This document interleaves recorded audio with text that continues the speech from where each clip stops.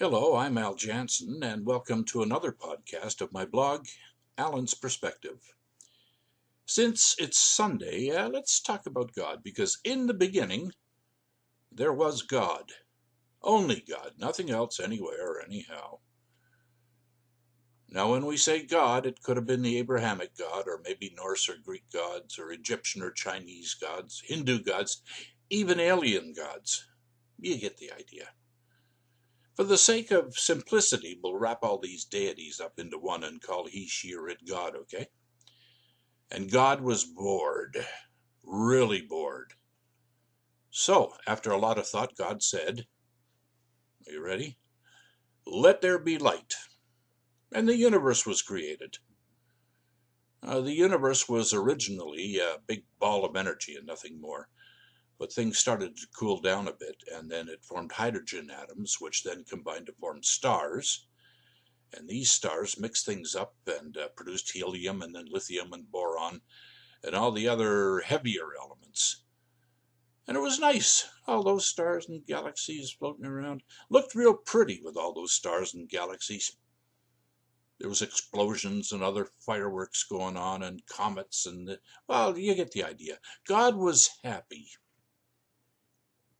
for a while.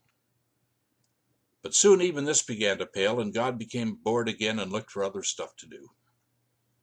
After a period of time, God had a debate with himself, herself, itself, and decided to create something called life.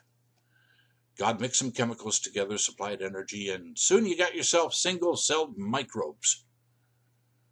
From there on, things got more complex with bacteria and then plants and bugs being made, and finally all the way up to the animals we have running around today, including humans.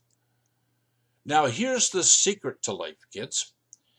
All living stuff, all the way from the simplest organisms, right up to modern-day animals and peoples, that's a bunch of them. They're all infused with God's presence. And the reason for that is so that this cosmic consciousness could live vicariously through all the living things on the planet.